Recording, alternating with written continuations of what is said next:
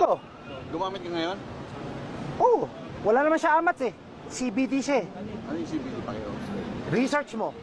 Nung nagmamaneho ka, gumagamit ka rin. Gumagamit? Oo. Hindi ako tumitigil gumamit. Gumagamit ako araw-araw. Pagising ko hanggang matulog ako, kahit tumatay ako, gumagamit ako. Sinabi mo hindi ka daw pwedeng huliin dahil anong dahilan? Bakit? Because under the law, ha? Under the law of God sa Bible, you cannot touch me. I am God, I am Jesus Christ. You're the son of God? Yes, no, I am God in flesh. Paano mo nasabi, sir? Ha? Paano mo nasabi na you're a God? I am untouchable. Pero sir, ano masasabi niya? Pinasasa na kayo ngayon. This is illegal. Kasi? You have nothing against me. You cannot touch me.